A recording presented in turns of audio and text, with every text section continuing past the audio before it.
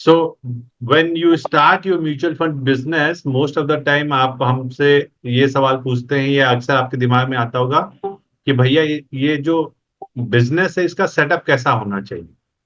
And why we ask this question, because we want to have a most tax efficient way to build this business, है ना। तो हमारे दिमाग में जो सवाल आता है, भाई सबसे cost efficient and tax efficient तरीका क्या है म्यूचुअल फंड बिजनेस को बनाने का, उसको बढ़ाने का। तो जो सबसे पहली चीज आपको समझनी है दोस्तों, जो कॉस्ट इन्वॉल्व है इस बिजनेस में, वो क्या क्या चीजें हैं और उसको आप कितने एक्सटेंट तक रिड्यूस कर सकते हैं या आप उसको कम कर सकते हैं, उसको समझना है। उसके बाद हम देखेंगे दूसरे क्या तरीके हैं जिसके थ्रू आप जो है दोस्तों अपने टैक्स को, जो आपकी कमाई पे लगता है, उसको आप कम कर पाए। तो उसके बारे में भी हम आपसे डिटेल में बात करेंगे, ताकि आपको क्लियरिटी आए कि आप जो है इस बिजनेस को सबसे अच्छी तरीके से कौन से बिजनेस एंटिटी के साथ चलाएं, so that you are going to have the most tax efficient and cost efficient setup. सबको यही चाहता है, यस और नो? आप में से सब यही चाहते हैं भैया, कम से कम टैक्स दें और कम से कम खर्चा दें, ताकि सारे पैसे आपके पास आए, सरकार को कुछ ना मिले, दूसरों को कुछ ना मिले। सो हम उसी बारे में आज आपसे डिटेल में बात करेंगे, ताकि आपके पैसे आपके पास रहें और कोई भी आपके पैसे ना ले पाए। तो सबसे पहले हम समझेंगे दोस्तों कि as a mutual fund distributor, या जब आप म्यूचुअल फंड बिजनेस में अपनी जर्नी को शुरू करते हैं, तो आपके सबसे बड़े खर्चे क्या होते हैं। तो जो सबसे पहला खर्चा है वो है दोस्तों आपके एनआईएसएम एग्जाम का। वो है आज की डेट में 1500 रुपए। तो ये आप एग्जाम देते हैं और इस एग्जाम का आपका खर्चा 1500 रुपए है। Once you pass the exam, you are going to apply for an ARN number, that is MP registered number. और यहाँ पे हर एंटिटी की फीस अलग अलग। जैसे आप अगर इंडिविजुअल के नाम पे या अपने नाम पे, जिनको हम बोलते हैं, उसके नाम पे अगर आप अपना कोड लेंगे तो वो सबसे सस्ता है। सबसे कम कॉस्ट जो है वो आप जब अपने नाम से बिजनेस करते हैं या अपने नाम पे ARN नंबर लेते हैं तो सबसे कम है। और जैसे ही आप नॉन इंडिविजुअल कैटेगरी में जाते हैं, नॉन इंडिविजुअल मतलब जब आप कंपनी बनाते हैं, वो प्रोप्राइटरशिप फॉर्म हो, पार्टनरशिप फॉर्म हो, LLP हो, लिमिटेड कंपनी हो, तो वहां पे नॉन इंडिविजुअल के नाम पे आपका खर्चा बढ़ते जाता है। तो आपका सवाल ये होगा, भैया जब इंडिविजुअल में सबसे कम खर्चा लगता है, तो मैं इंडिविजुअल नाम पे क्यों ना लूं, मैं नॉन इंडिविजुअल नाम पे क्यों लूं? इसका जो जवाब है दोस्तों, वो हमको जो टैक्स सेविंग का जो एंगल आता है, उसमें हम आपको समझाने का प्रयास करेंगे। तो सबसे पहले देख लेते हैं ये खर्चा क्या है, क्योंकि ये खर्चा तो अभी फिक्स है। इसका डिटेल आपको मिलेगा दोस्तों एमफी के वेबसाइट पे। एमफी ने जो है दोस्तों अपनी वेबसाइट पे क्लियरली मेंशन कर रखा है कि आपका क्या खर्चा पड़ेगा अगर आप जो है इस बिजनेस में ARN के लिए अप्लाई करते हैं। तो देखिए उन्होंने कोविड के समय वो इस फीस, जो रेगुलर फीस थी, उसको ऑलमोस्ट 50% से कम कर दिया था। तो अगर आप इंडिविजुअल कैटेगरी में अप्लाई कर रहे हैं तो आपको 1500 रुपए लगेंगे ARN fees. This all fees are excluding GST, मतलब इसके साथ आपको GST का और इन्वेस्टमेंट करना पड़ेगा, मतलब प्लस GST 18% इसमें GST लगता है। अगर आप प्रोप्राइटरशिप फॉर्म के लिए अप्लाई करेंगे तो आपको 1500 रुपए लगेंगे, क्योंकि प्रोप्राइटरशिप फॉर्म एक नॉन इंडिविजुअल एंटिटी है। आपको प्रोप्राइटरशिप फॉर्म या इसके अलावा जितने भी तरीके के नॉन इंडिविजुअल कैटेगरीज के ARN एप्लीकेशन है, यहाँ पे आपको EOIN के लिए भी अलग से चार्ज देना पड़ेगा। EOIN क्या होता है दोस्तों? Employ unique identification number. क्योंकि ये नॉन इंडिविजुअल एंटिटीज है, यहां पे कोई एक पर्सन होना चाहिए जो म्यूचुअल फंड उस कंपनी के बिहाफ पे बेचे। तो जो नॉन इंडिविजुअल पर्सन होता है दोस्तों, वो भी NISM 5A सर्टिफाइड होना चाहिए। जब वो NISM 5A सर्टिफाइड हो जाता है दोस्तों, तो फिर उसको क्या करना है, फिर उसको जो है अपने अपने आप को इस कंपनी के साथ अटैच करना है। और वो कैसे होगा? वो एआरएन के लिए नहीं अप्लाई करेगा, वो किस चीज के लिए अप्लाई करेगा? वो ईयूआईएन के लिए अप्लाई करेगा, और उस ईयूआईएन नंबर को वो इनमें से किसी भी नॉन इंडिविजुअल एंटिटी के साथ अटैच कर सकता है। ठीक है?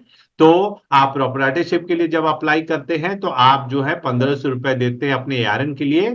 इसके साथ साथ 1500 रुपए आपके और लगते हैं, वो है ईयूआईएन नंबर के लिए। ठीक है? तो ये दो खर्चे आपके हो जाते हैं। अगर आप माइक्रो फाइनेंस इंस्टीट्यूशन बनाना चाहते हैं, पोस्ट ऑफिस बनाना चाहते हैं, पार्टनरशिप बनाना चाहते हैं, एलएलपी बनाना चाहते हैं, तो आप देख रहे हैं यहां पे जो है ये सारे कॉस्ट यहाँ पे आपको मेंशन किए हुए हैं। आप इसके अकॉर्डिंगली अपने डिसीजन को ले सकते हैं कि भाई मुझे ये खर्चा मुझे ज्यादा टैक्स बचाने में मदद कर सकता है या नहीं कर सकता है। तो सपोज आप एक प्राइवेट लिमिटेड कंपनी के नाम पे एआरएन लेना चाहते हैं, तो आपका खर्चा 20,000 रुपए का है। ये फीस आपको देनी है। इसके बाद आपके अंडर में जितने भी एम्प्लॉयज काम करेंगे, उन सबके लिए आपका ईयूआईएन का खर्चा लगेगा, क्योंकि उनको पहले एनआईएसएम एग्जाम पास करना है, और इसके बाद उनको जो है आपने ईयूआईएन के लिए अप्लाई करना है। दोनों का खर्चा मैंने आपको बताया 1500 रुपए ईच प्लस जीएसटी है। अभी आप देखिए 1% कंपनी है, एलएलपी है, पार्टनरशिप फॉर्म है, यहां पे उनका खर्चा मेंशन्ड है। आप उसके अकॉर्डिंगली अपना इन्वेस्टमेंट डिसीजन बना सकते हैं। नाउ, तो पहला डिसीजन आपको ये समझ में आ गया दोस्तों कि इसमें जो है आपका खर्चा क्या पड़ता है। अभी आप कहेंगे भैया मैं नॉन इंडिविजुअल कब जा सकता हूं, और क्या रैशनल होना चाहिए अपने नाम पे ना बिजनेस लेके एक कंपनी के नाम पे बिजनेस करने का।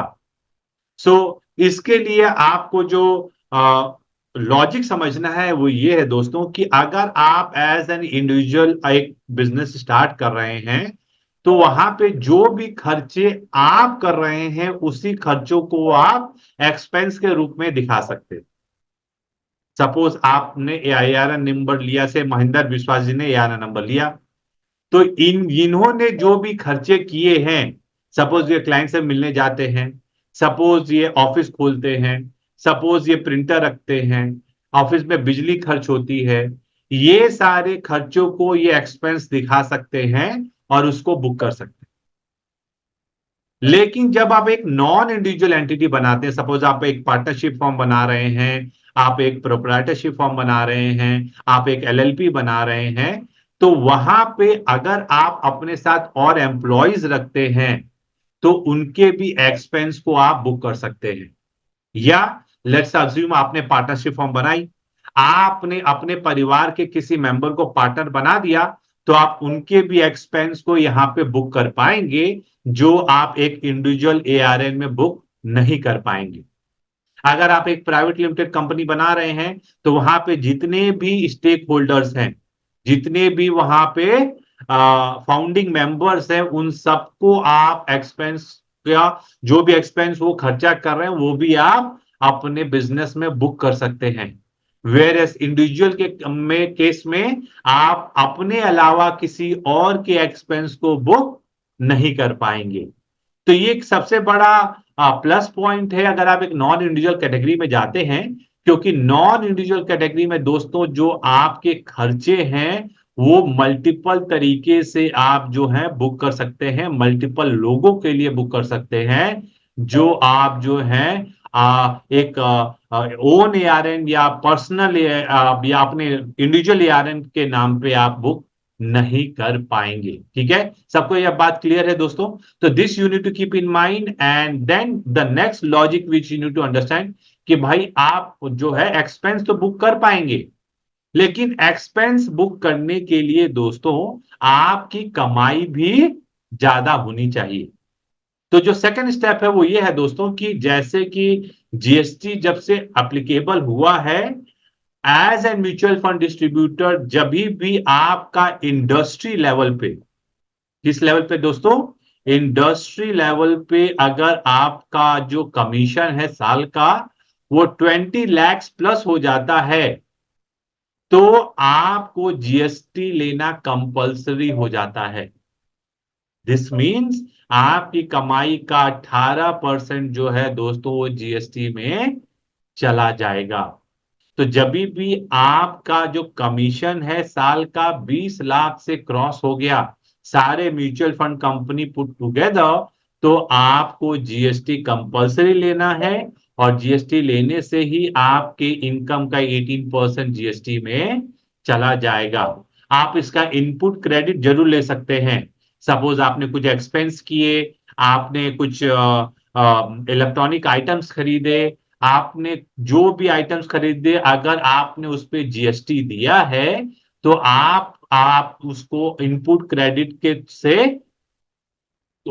सब्सिडाइज कर सकते हैं या उसको नलीफाई कर सकते हैं। सपोज आपका जो जीएसटी कटा, लेट्स अज्यूम इसका 18% समझिए, आपका 3,60,000 रुपए साल का हो गया अगर आप 20 लाख की इनकम है। अगर आपने 1 लाख का जीएसटी अपने का बिजनेस के लिए जो भी गुड्स या सर्विसेज खरीदे हैं उस पे आपने खर्च किए हैं, तो आप यहां से उसको माइनस कर सकते हैं। ये सारी चीजें आपके जो सीए हैं वो आपको बेटर तरीके से समझा सकते हैं जब टैक्स फाइलिंग वो करते हैं। ठीक है।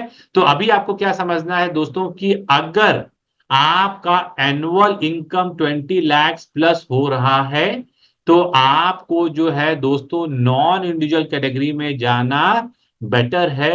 क्यों?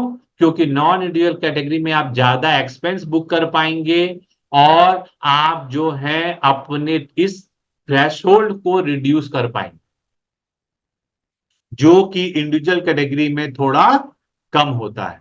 तो आपको ये ध्यान में रखना है दोस्तों कि अगर आपको अपने इनकम की विजिबिलिटी बहुत ज्यादा है, इसका मतलब आप समझिए कि आपकी इनकम 20 लाख कब होगी दोस्तों?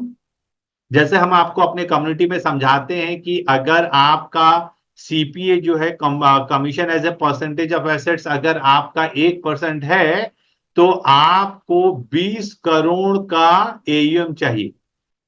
जब आप 20 करोड़ के एयूएम पे पहुंचते हैं और इस पे आपको 1% का कमीशन मिलेगा तो आप 20 लाख का थ्रेश होल्ड पार कर रहे हैं। नो क्वेश्चन आपको पूछना है दोस्तों, क्या मुझे अगले 5 सालों में 10 सालों में मेरा एयूएम 20 करोड़ पहुंच जाएगा? अगर आंसर यस है तो मेरा आपको सजेशन होगा आप डे वन से अपने बिजनेस में इन्वेस्ट कीजिए और नॉन इंडिविजुअल एआरएन की तरफ जाइए। अगर आपके लिए पार्ट टाइम बिजनेस है, अगर आप इस बिजनेस में सीरियस नहीं है, तो मेरा आपको सजेशन होगा कि आप इंडिविजुअल के नाम पे शुरू करें। और जैसे ही आपको लगे कि भैया अब मेरा बिजनेस जो है 20 करोड़ क्रॉस करने वाला है, तो आप एक नॉन इंडिविजुअल एआरएन अलग से ले लीजिए।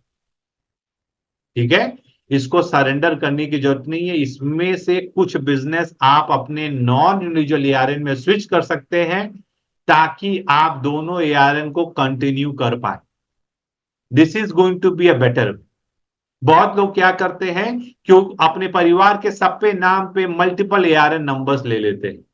मेरा यह मानना है कि इस तरीके का बिजनेस करने से आपका जो इमेज है आपके क्लाइंट के सामने वो अच्छा नहीं रहता है। और आपको इस चीज का ध्यान रखना है। Because you are earning you should not be shying away from the investment. अगर आप 20 लाख कमा रहे हैं तो 50,000 1 लाख रुपए खर्च तो कर ही सकते हैं। सबसे बड़ा प्रॉब्लम म्यूचुअल फंड इंडस्ट्री में या म्यूचुअल फंड डिस्ट्रीब्यूटर का क्या है, वो इस बिजनेस वो इसको म्यूचुअल फंड डिस्ट्रीब्यूशन को एक बिजनेस समझते ही नहीं। उनको लगता है कोड मिल गया तो अब जो है वो मेरी कमाई है, इसमें से मैं कोई भी रुपया किसी को बांटूंगा नहीं। अगर आप इस माइंडसेट से काम करेंगे दोस्तों तो हमेशा आपको तकलीफ होने वाली है। ठीक है। तो अपने बिजनेस में निवेश करें और अपने बिजनेस को आप एक स्ट्रक्चर्ड वे में प्लान करें। और जैसे मैंने आपको बताया कि आपको यह ध्यान में रखना है, अगर आपको विजिबिलिटी है या आप इस बिजनेस को फुल टाइम करना चाहते हैं तो मेरा आपको सजेशन है that you should invest, create a non-individual entity. It may be partnership form, it may be a proprietorship form, it may be let's assume a LLP or a private limited company. और उसके नाम पे ARN लेके अपने business को progress करें ताकि continuity maintain हो। अगर आपको विजिबिलिटी नहीं है तो मेरा सजेशन आप इंडिविजुअल नाम से स्टार्ट कीजिए। जैसे ही आपको विजिबिलिटी आती है कि भाई मैं 20 करोड़ क्रॉस करने वाला हूं, एक नया ARN नंबर लीजिए नॉन यूजुअल कैटेगरी में, और उसमें बिजनेस को कंटिन्यू कर सकते हैं। So you can maintain both and you will be able to do. Now one more update we have. अभी जो है एमफी ने आपके ARN के चार्जेस को मॉडिफाई किया है। उन्होंने प्री कोविड लेवल का एक्सपेंस फिर से रिस्टोर कर दिया है। तो जो आप यहां पे देख रहे थे दोस्तों, जहां पे हमने आपको दिखाया कि अभी आपको इंडिविजुअल कैटेगरी में 1500 रुपए का ARN देना है, यहां पे देख रहे हैं आप इंडिविजुअल में 1500 का ARN देना है। 1 अक्टूबर से आपको 1500 नहीं फिर 3000 रुपए देने हैं। तो जो प्री कोविड लेवल का आपका ARN का एक्सपेंस था, वही अभी 1 अक्टूबर से अगर आप अप्लाई करेंगे तो यही एक्सपेंस या यही चार्जेस आपको देने हैं। तो बहुत ही छोटा टाइम बचा है दोस्तों, मुझे पता है, लेकिन अगर अभी तक आपने ARN अप्लाई नहीं किया है और तो मैं चाहता हूं कि आप 1 अक्टूबर से पहले अपने ARN को अप्लाई कर दें, ताकि जो पैसे आप बचा सकते हैं उसको आप बचा लें।